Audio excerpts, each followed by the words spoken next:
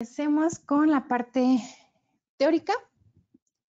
Como les mencionaba, hoy hablaremos sobre los parámetros que se pueden medir en la industria de agricultura con nuestros equipos HANA. El objetivo del día de hoy es conocer y difundir los equipos que se recomiendan para algunos de los análisis en la industria de agricultura. Como temas principales, revisaremos los parámetros o algunos de los parámetros que se recomiendan medir. Les mostraremos algunos de los equipos con los que podemos medir esos parámetros. Y al finalizar la parte teórica, haremos una demostración del uso con algunos de nuestros equipos de agricultura. Los principales parámetros que se recomienda medir en esta industria son pH, alcalinidad, la materia orgánica y la salinidad, los elementos químicos, principalmente los iones, las sales, la conductividad eléctrica y también estamos metiendo la refractometría.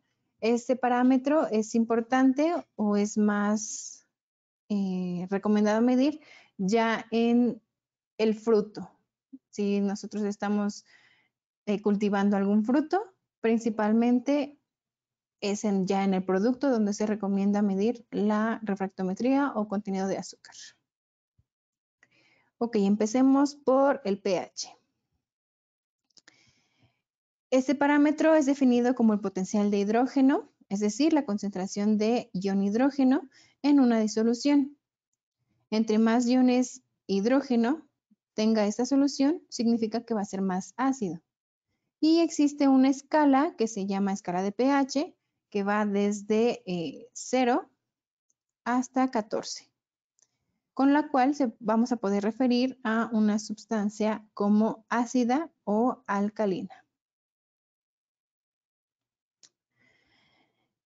En general, el pH óptimo de los suelos en agricultura debe variar entre 6.5 y 7 para obtener mejores rendimientos y la mayor productividad, ya que se trata del intervalo donde los nutrientes son más fácilmente asimilables y por tanto con la posibilidad de que el cultivo prospere. En cambio, también hay nutrientes, generalmente los microelementos, y hay cultivos que se adaptan mejor a pHs o más alcalinos o más ácidos.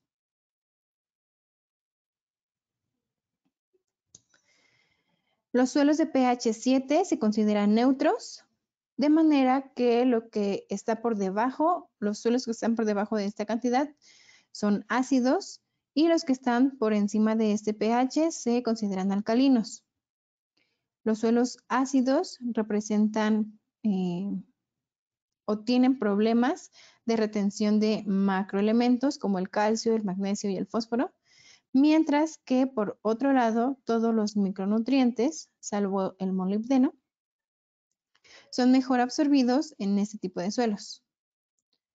Los suelos básicos hacen que el 80% del fósforo que contiene un suelo forme fosfatos cálcicos insolubles y por lo tanto no se pueden aprovechar por las plantas.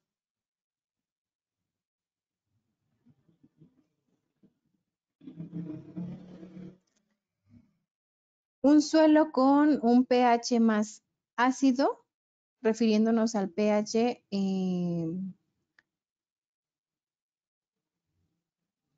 con respecto a la coloración de las flores. Un suelo con el pH más ácido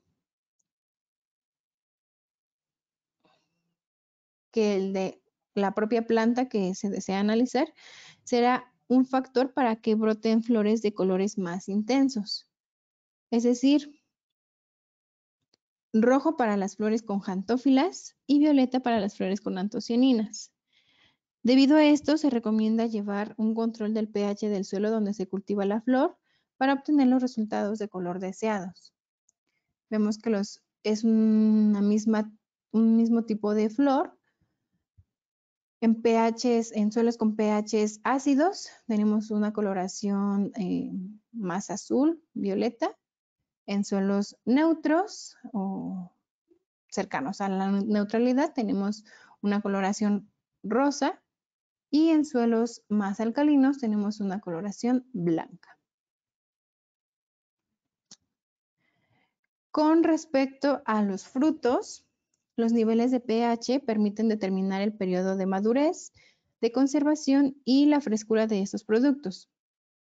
En función de esta información, es decir, la cantidad de ácido presente o de iones H más presentes en las frutas o verduras, se aplican las técnicas de conservación adecuadas.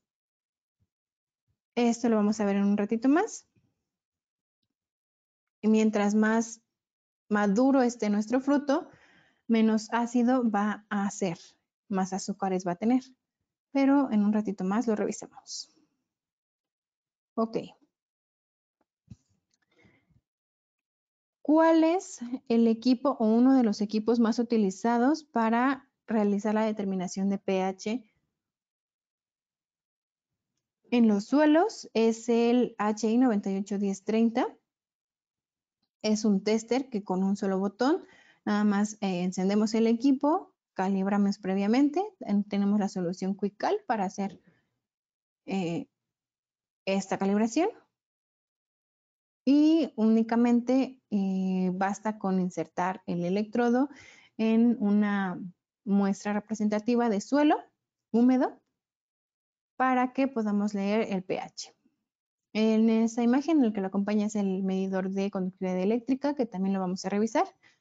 Pero también contamos con el tester, medidor de bolsillo, perdón, de la línea Halo. En este caso es Halo 2 porque ya se puede conectar vía Bluetooth a nuestros dispositivos móviles, ya sea un teléfono celular o una tableta, y podemos convertir nuestro dispositivo en un medidor también.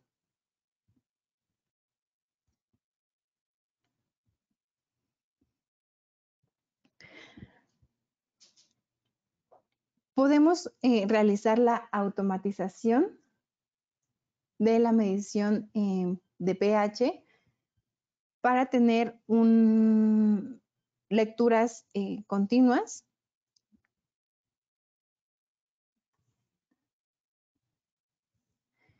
Y podemos utilizar el sistema de inyección de fertilizante de HANA que mide continuamente y controla con exactitud este pH y las concentraciones de fertilizante para todo tipo de aplicaciones, ya sea agrícola, de hidroponía o de invernaderos o incluso ya en el campo.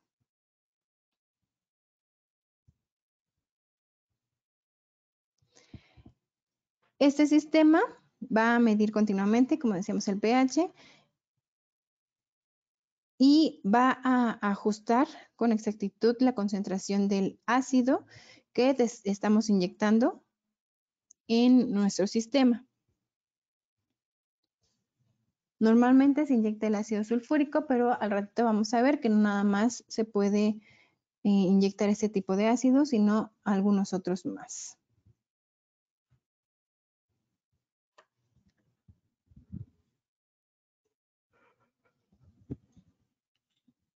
Otro parámetro importante de medir es la alcalinidad, que representa la cantidad o la capacidad amortiguadora del agua, o es la capacidad, en términos más generales, la capacidad que tiene el agua para neutralizar un ácido. Cuanto mayor sea la alcalinidad, más resistente será el agua al cambio de pH y se va a requerir más ácido para reducir la alcalinidad total y poder bajar el pH de este suelo. Se compone principalmente de bicarbonatos, carbonatos e hidróxidos combinados con calcio, magnesio o sodio. Y la vamos a poder expresar como partes por millón o miligramos por litro, que son equivalentes.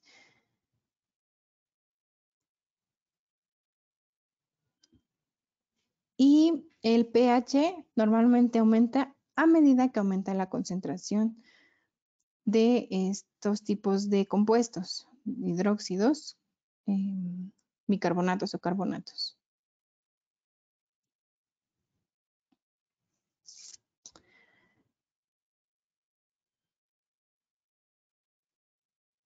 Es importante conocer no solo el pH del agua, sino también la alcalinidad para garantizar una absorción óptima de nutrientes y una buena salud de las plantas.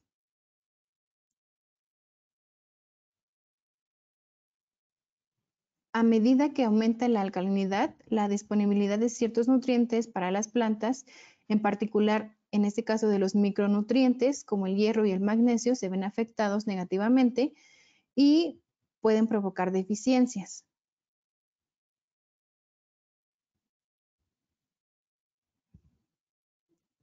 En muchos casos es necesario inyectar ácido, puede ser sulfúrico, fosfórico, a lo mejor nítrico, también se podría inyectar, o cítrico.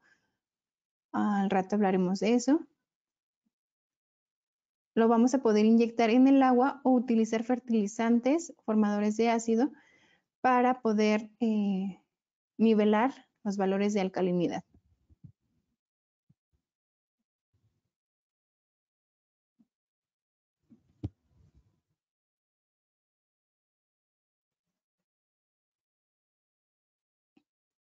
Los suelos con alcalinidades extremadamente bajas carecen de elementos vitales como calcio, magnesio y sulfatos, que también son muy importantes para la salud de las plantas. Sin alcalinidad, el pH del agua se desplomaría al agregar un pequeño volumen de ácido y esto haría que el control de pH fuera muy difícil, incluso para sistemas muy avanzados.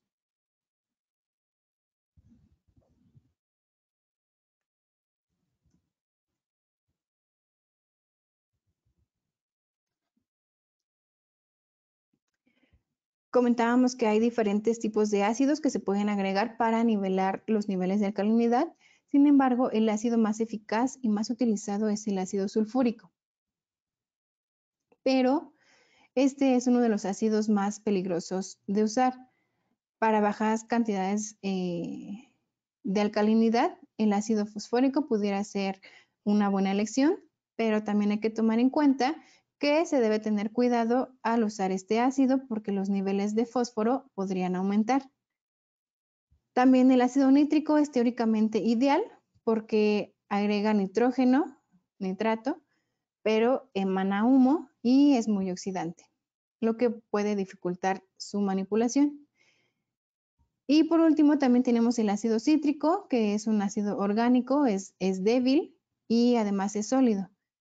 Esto lo haría un poco más seguro que los otros, pero es mucho menos eficaz y por tanto hay que agregar más y por tanto sería más caro.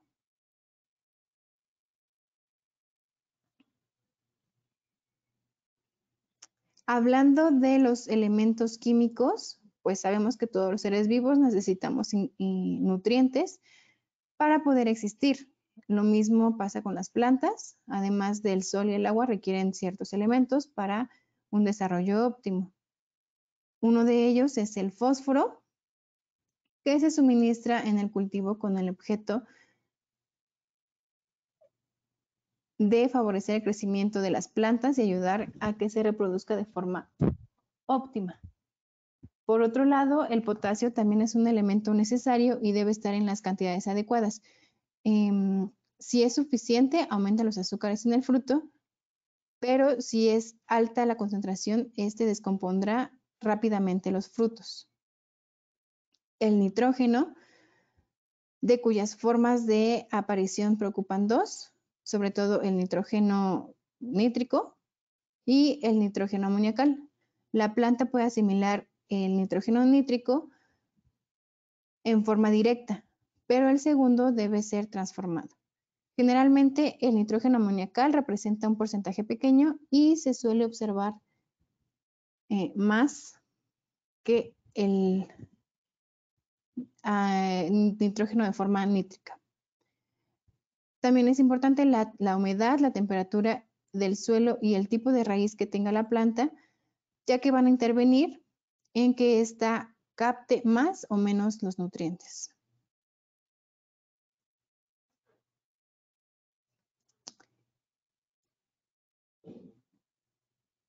Otro de los elementos importantes es el hierro. Es considerado un microelemento esencial para el desarrollo fisiológico de las plantas debido a que interviene en la formación de pigmento clorofílico y forma parte estructural del primer aceptor de electrones, como es la ferrodoxina.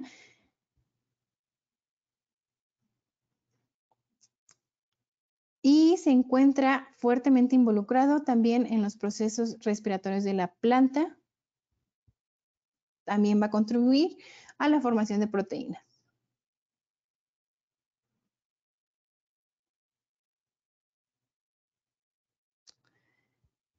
Ok, ¿qué pasa cuando hay deficiencia de nutrientes en las plantas?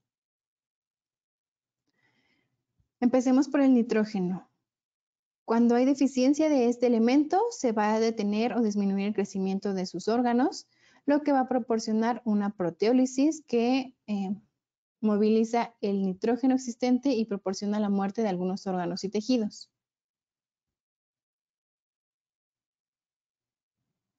Con la deficiencia de este elemento se va a asociar una coloración verde pálida que aparece en primer lugar en las hojas inferiores para después moverse hacia las superiores.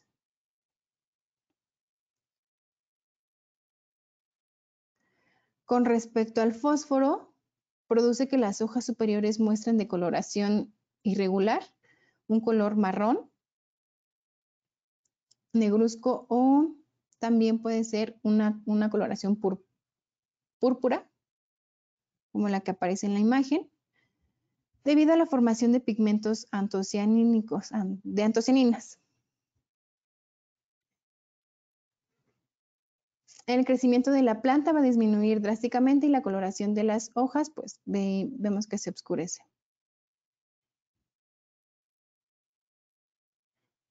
Con respecto al calcio,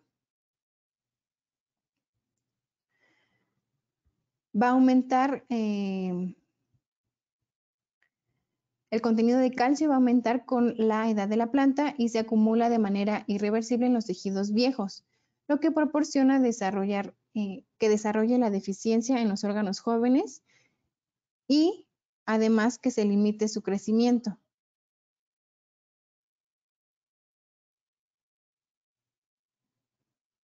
Con respecto al hierro, hablábamos de esto en la diapositiva anterior. Los cultivos manifiestan un color amarillento, como se puede observar en la imagen. Y esto se conoce como clorosis férrica. Una de las principales causas de esta deficiencia es la alcalinidad de los suelos, pues existe un antagonismo entre los carbonatos y el hierro en los suelos. El manganeso, la deficiencia de este elemento, se manifiesta por una clorosis intervenal que puede llegar a necrosarse, como se muestra en esta imagen. Y la deficiencia de zinc puede presentar o puede propiciar enanismo de la planta, el acortamiento entre los nudos y la restricción de crecimiento de las hojas. Además también de la decoloración de las venitas que se muestran aquí.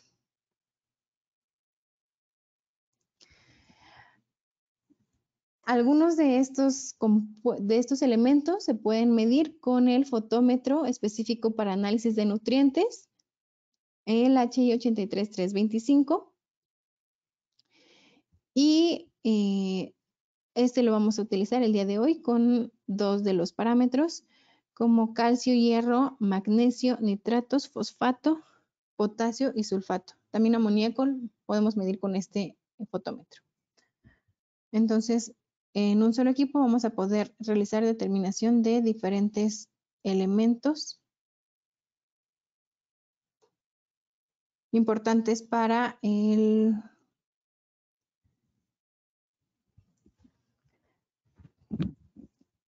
para generar un buen cultivo, para tener un buen cultivo. Hablemos de la conductividad eléctrica. Es la capacidad que se tiene de transmitir corriente eléctrica mediante el agua y suele expresarse en milisiemens sobre centímetro. En agricultura suele medirse tanto el agua de riego como el suelo. Van a ser diferentes valores de conductividad las que se tienen, tanto en el agua de riego como en el suelo.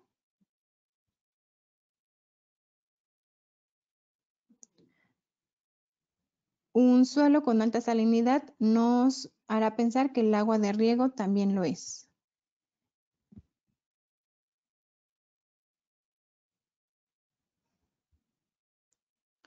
Ok, la conductividad eléctrica nos va a medir la concentración de sales solubles presentes en la solución de suelo.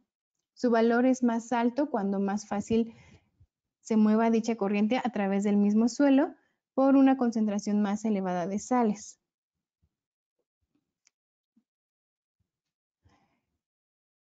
Si mi suelo llega a tener un exceso de sales, puede ser perjudicial para la salud de la planta, ya que también pueden dificultar la penetración del agua y aumentar la aparición de compactación superficial.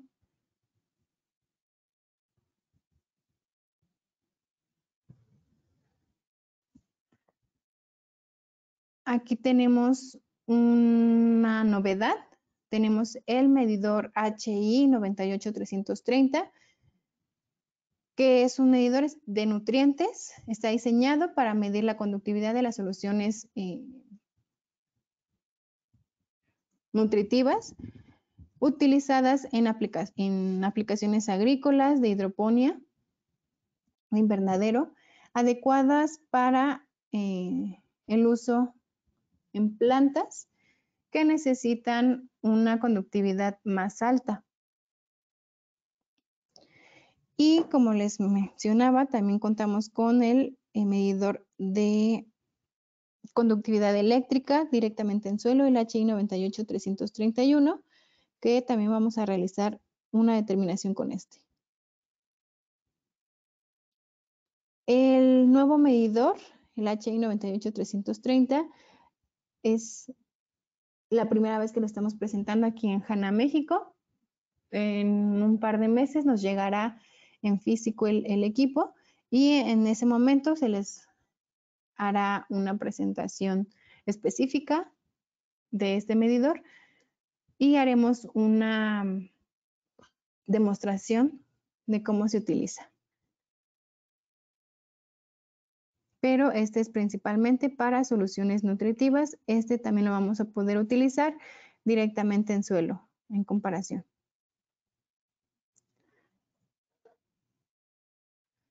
Además de los medidores, ya les presentamos los medidores específicos para pH y específicos para conductividad, pero también contamos con multiparamétricos como es el monitor HI 981420 o el HI 981421, que vamos a poder medir conductividad, pH, sólidos totales disueltos. Lo mismo vamos a poder hacer con el combo, medición de pH, conductividad, sólidos totales disueltos y temperatura. La diferencia de este con respecto al tester, con respecto a estos dos, es que estos dos los voy a poder utilizar directamente en suelo. Estos necesito realizar una preparación de muestra, generar como una especie de lodo para que podamos medir los parámetros con estos equipos.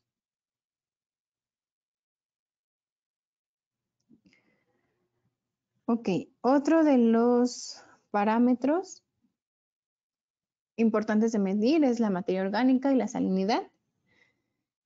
Con respecto a la materia orgánica, nos vamos a referir a residuos de plantas y animales hechas de compuestos como carbohidratos y proteínas. Su presencia está relacionada con la fertilidad y la productividad del suelo, de manera que por debajo del 1% se considera muy baja y por encima del 4% muy alta. Por su parte, la salinidad también debe estar en un intervalo adecuado, partiendo de que los suelos muy salinos no permiten que crezca bien el cultivo.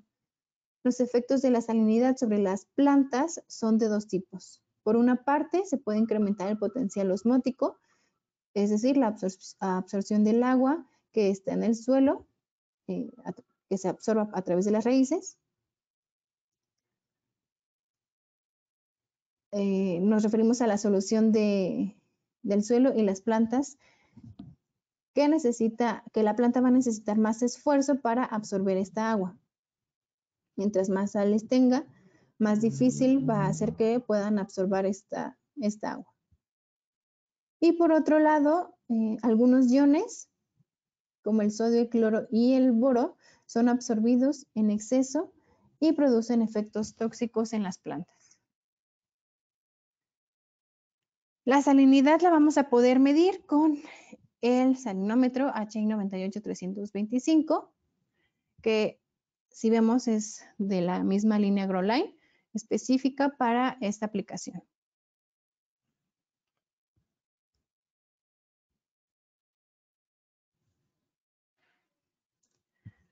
Ok, hemos estado hablando sobre una solución nutritiva, pero ¿a qué nos referimos con esto? La solución nutritiva es el medio acuoso en el cual se encuentran disueltos los nutrientes esenciales para el adecuado crecimiento de las plantas.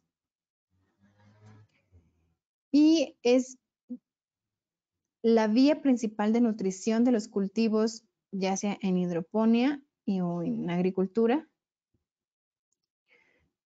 y también de los sustratos.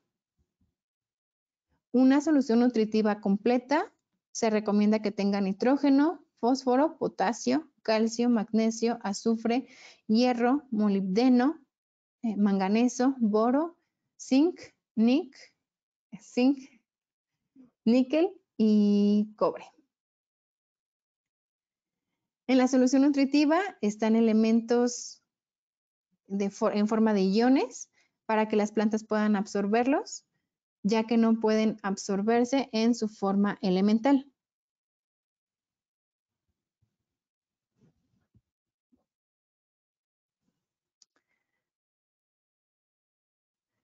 Y el último parámetro que tenemos el día de hoy es la refractometría, que es un método para la determinación del índice de refracción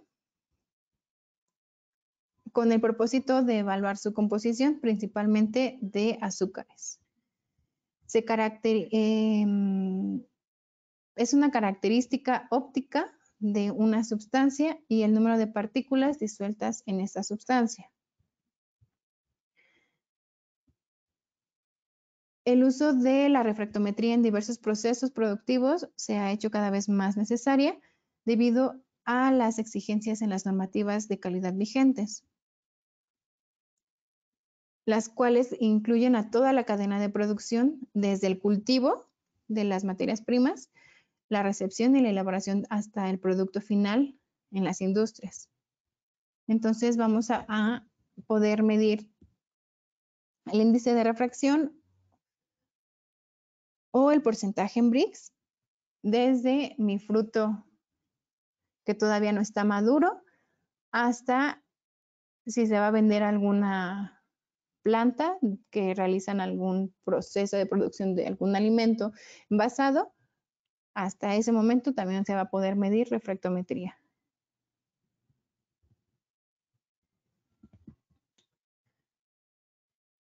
Ok, como mencionábamos, estas normas piden un análisis de calidad desde la materia prima y el día de hoy realizaremos esta determinación de porcentaje en Brix de un fruto únicamente con fines demostrativos.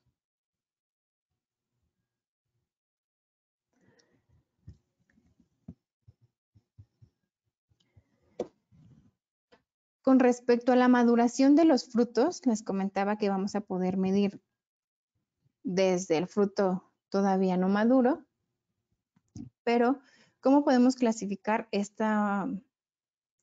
la maduración de los frutos?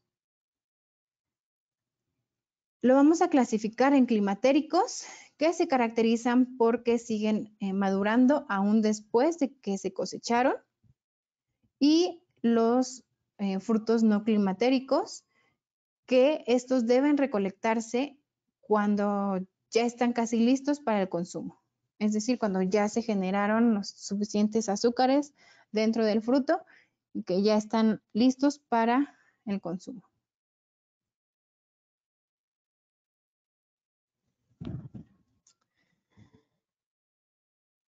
Vamos a tener diferentes consecuencias de la maduración en los frutos. La primera es la maduración fisiológica, que es cuando la fruta ha logrado un estado de desarrollo y puede ser separado de la planta para continuar madurando para llegar a que se consuma. Esta característica únicamente la proporcionan las frutas climatéricas, como mencionábamos. En cambio, las frutas no climatéricas, pues no van a continuar madurando, estas se van a quedar así como se cultivaron.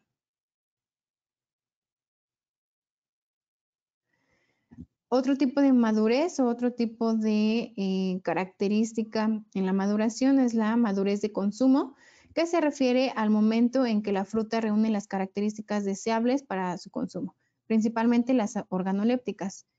A lo mejor ya está brillosa, ya tiene un color muy llamativo, hay frutas que incluso huelen, tienen su olor característico y cuando se prueban, pues ya saben, pues muy ricas, ya tienen su sabor característico, ya no saben insípidas.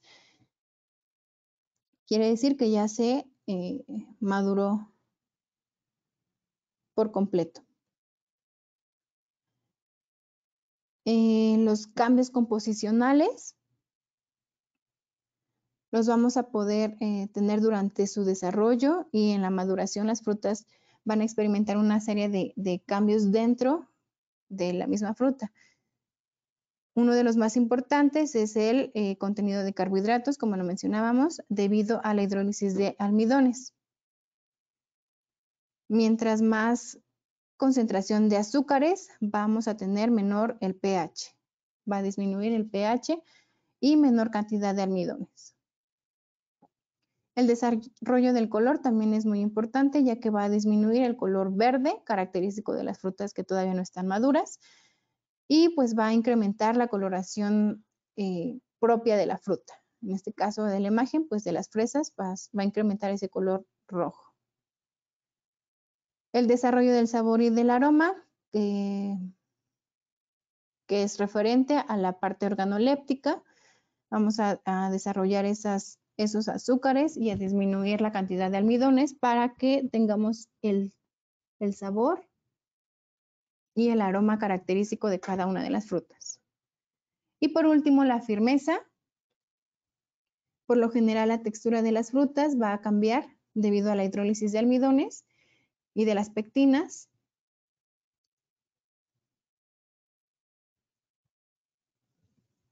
Y el incremento en azúcares.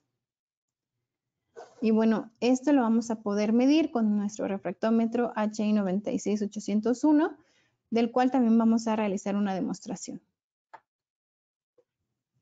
Ok, aquí terminamos la parte teórica, vamos a la parte práctica. Denme oportunidad de retirar la computadora y colocar los equipos a cuadro para que los podamos ver.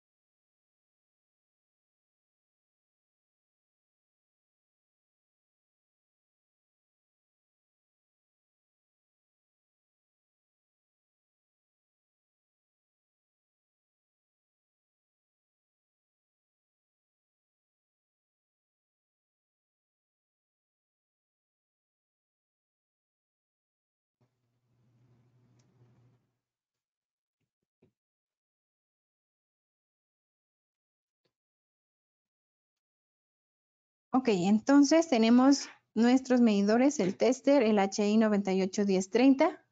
Aquí está. Específico para pH. Directamente en suelo.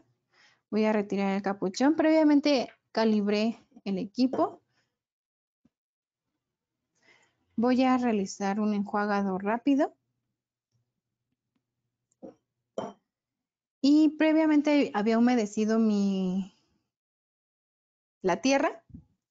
Entonces, con la barrena que se suministra con el medidor, perforo un poco, coloco ahí en esa perforación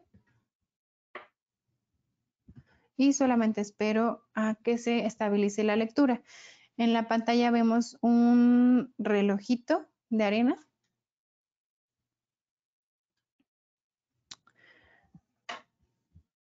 Cuando se desaparezca ese reloj, significa que la lectura es estable. Es la que debemos tomar.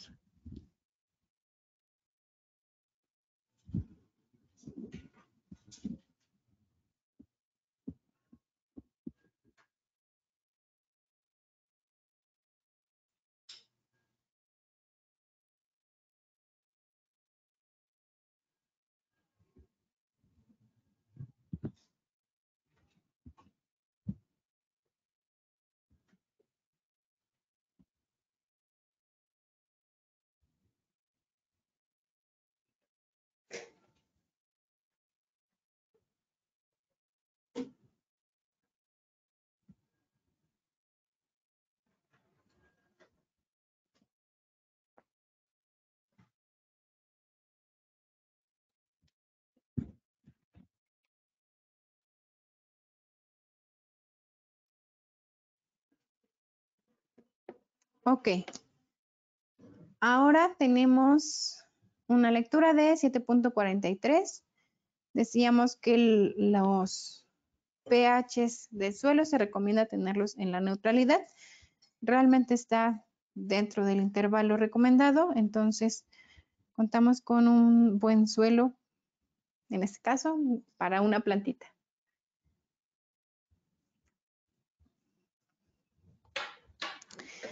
Ahora realizaremos la medición de conductividad eléctrica con el equipo HI 98-331. Retiré la protección, enciendo.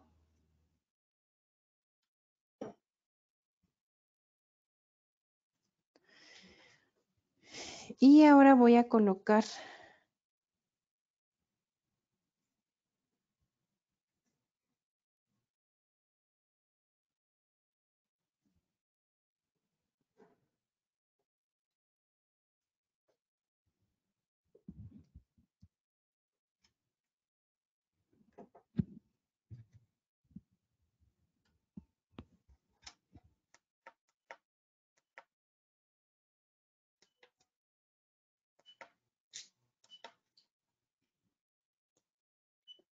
ok, tenemos una lectura de 0.15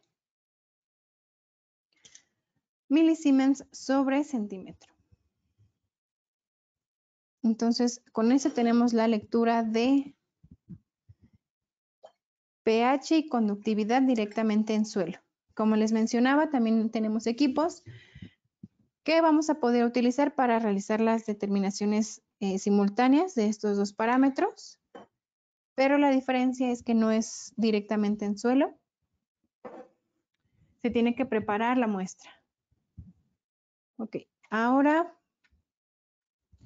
realizamos la determinación de porcentaje en Brix. Tenemos una muestra de jitomate, entonces voy a utilizar eso. Primero hago un blanco, presiono 0.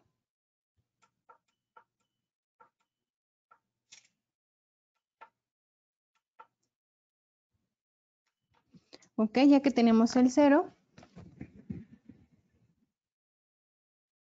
absorbo, Voy a limpiar con un paño antiestática.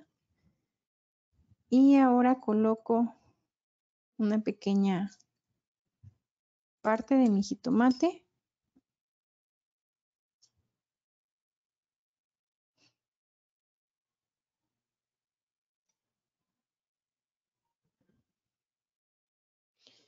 Ahora se me fue pulpa. Vale, nos aseguramos de que todo el prisma esté cubierto.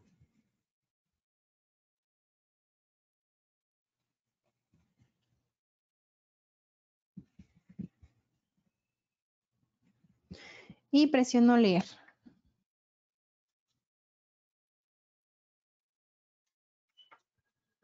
Tenemos un porcentaje de 4.1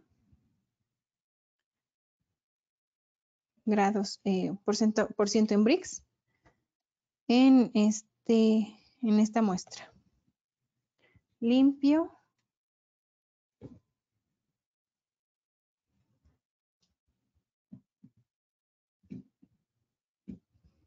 De acuerdo. Esto es con respecto al refractómetro. Y ahora, con nuestro fotómetro multiparamétrico HI 83325, lo he encendido previamente. Está seleccionado el método de nitratos.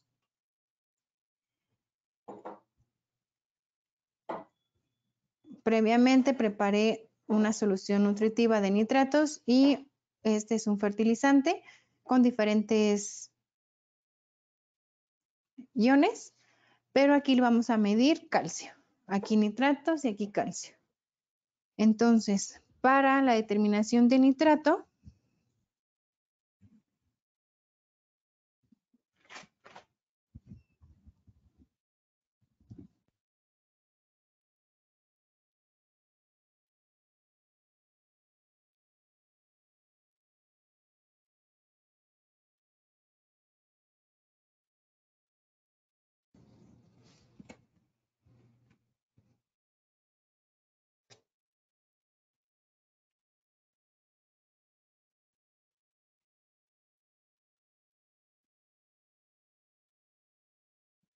ok, tenemos una celda de 22 milímetros de diámetro. El fotómetro se suministra con estas celdas. Voy a llenar con mi solución hasta la marca de 10 mililitros.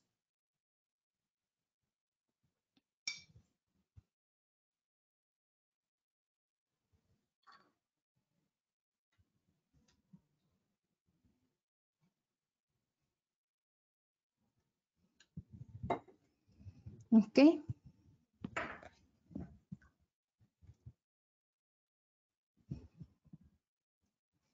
Limpio la celda.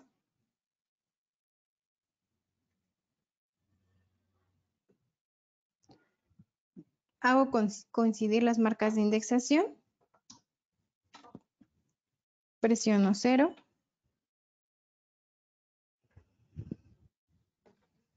Y tenemos el reactivo para nitratos.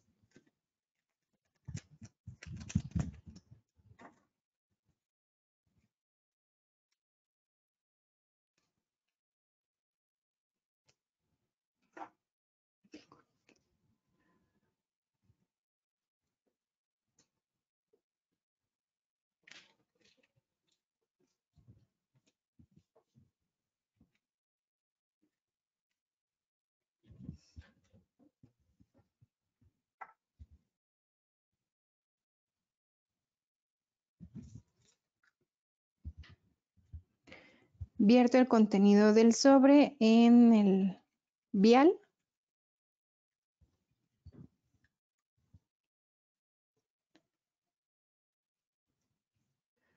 Voy a agitar.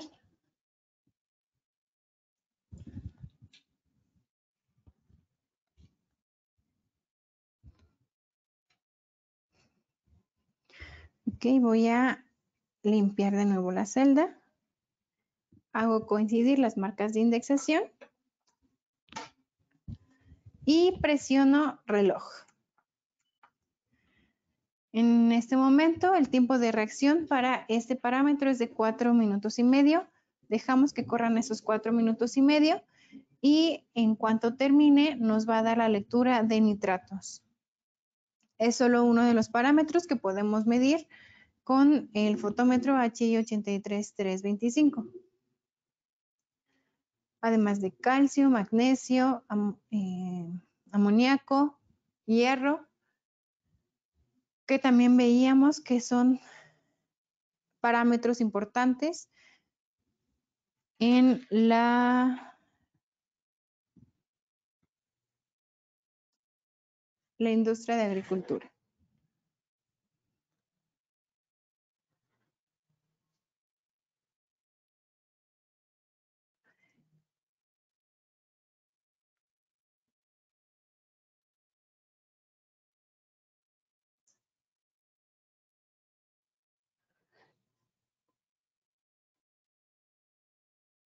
En lo que está el tiempo de reacción, voy a ir preparando la siguiente muestra, que es para calcio.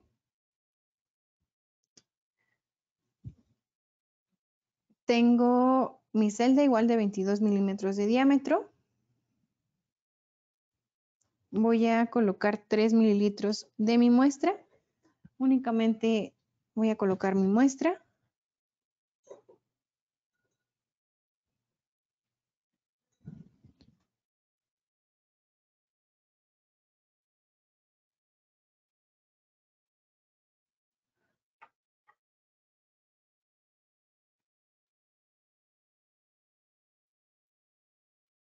Ok. Y ahorita que terminemos, sigo con el procedimiento de calcio.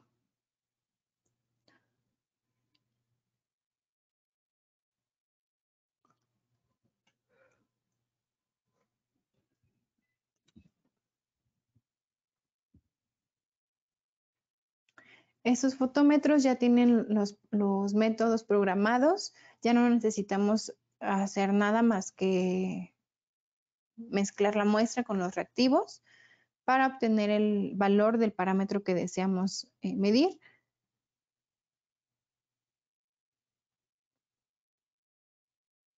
También tienen la opción de registrar los resultados y que los podamos revisar en cuanto nosotros lo necesitemos.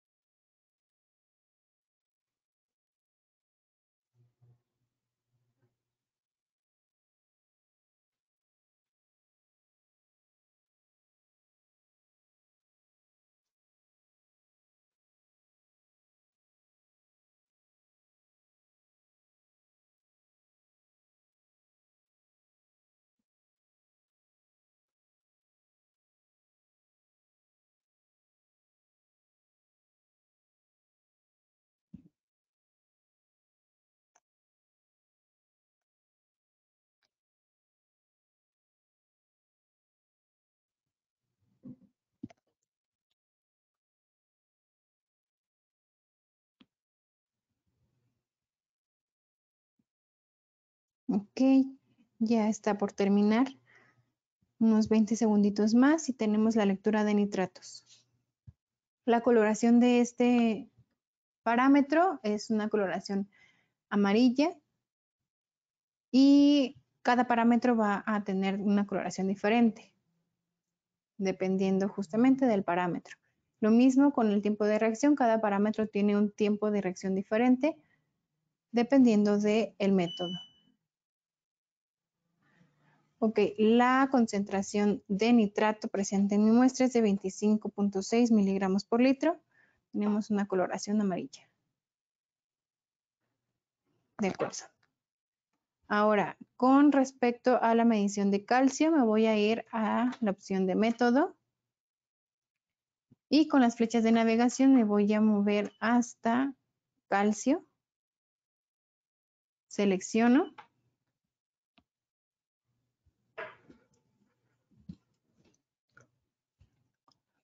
Una vez colocados mis 3 mililitros de muestra en mi celda, voy a llenar hasta la marca de los 10 mililitros con el reactivo A.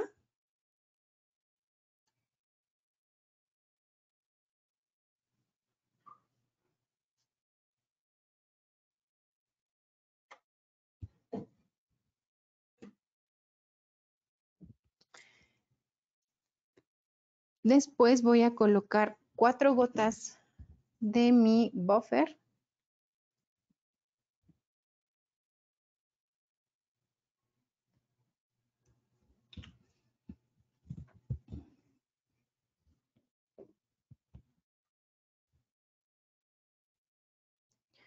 Agito.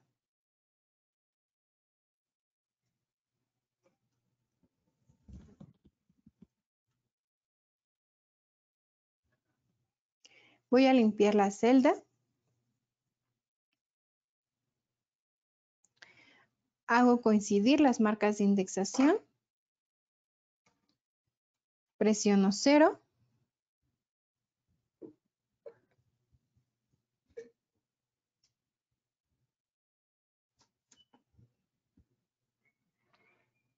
Ya que tenemos el 0, voy a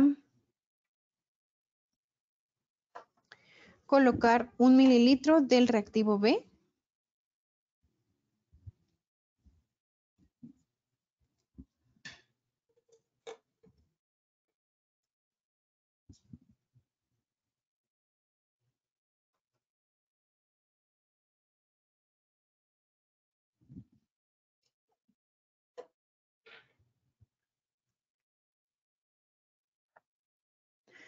Agito nuevamente.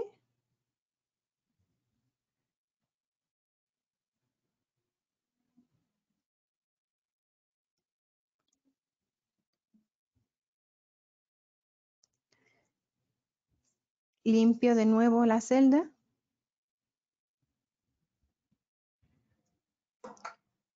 Hago coincidir las marcas de indexación y presiono reloj. Los fotómetros, los colorímetros, el espectrofotómetro trabajan de una forma en que hacen incidir unas de luz a través de la celda. Tienen la celda, acá está la fuente de luz, hacen incidir ese haz de luz y dependiendo de la longitud de onda a la que trabaje esta coloración, la amarilla por ejemplo, vamos a poder obtener de este lado un detector y de ese detector justamente nos va a detectar la intensidad de la luz que se transmitió. Es decir, de este lado hay una fuente de luz, la celda va a absorber cierta cantidad de luz, mientras mayor concentración tenga mi muestra, pues va a absorber más luz y se va a transmitir menos. Entonces, de esta forma o este principio es como trabajan los fotómetros y los espectrofotómetros de la forma, del espectro de luz visible con respecto a los colores principalmente. Entonces, eso es lo que estamos haciendo, generando una coloración dependiendo del parámetro que deseamos analizar. En este caso les mencionaba que eran nitratos. Por ejemplo, para cloro es rosa, para alcalinidad suele ser un poco moradito, para diferentes, para cada método es una diferente coloración.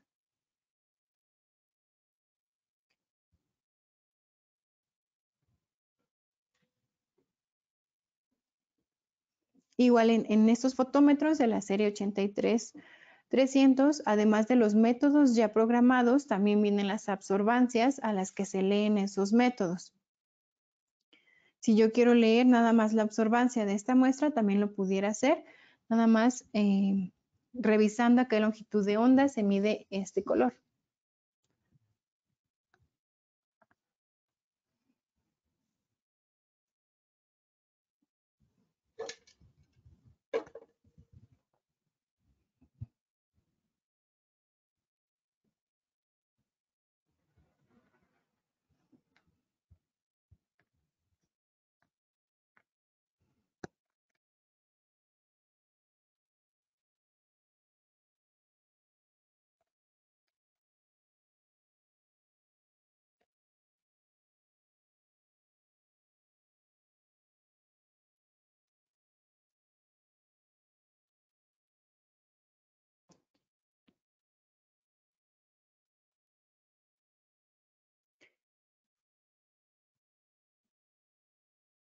Al finalizar la parte práctica, vamos a la parte teórica y responderemos las preguntas que están en el panel de GoToWebinar.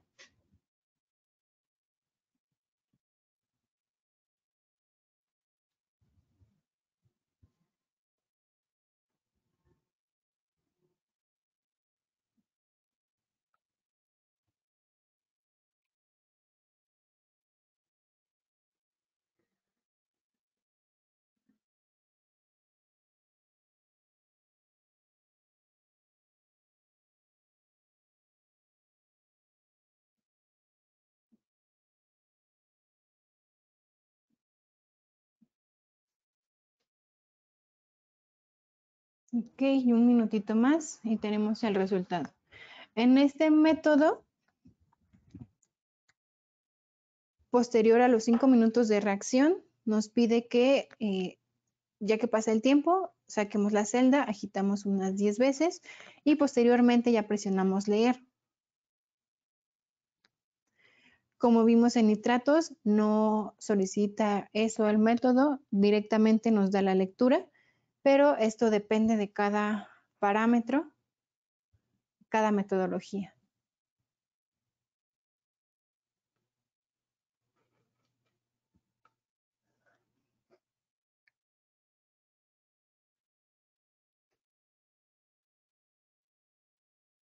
Ok, 20 segunditos más.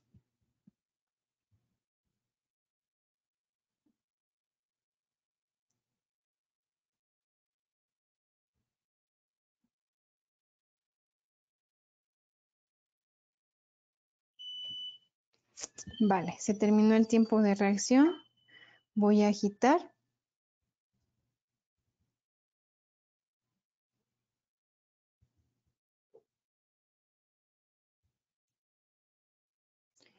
Vuelvo a limpiar. Es importante limpiar porque, como les decía, se hace incidir un haz de luz y entonces las huellas o la grasa que puede tener la celda van a interferir en la lectura. Tenemos una concentración de 110 partes por millón de calcio en esta muestra. Y listo. Eso es todo con respecto a la parte demostrativa. Ahora sí vamos a las preguntas y respuestas.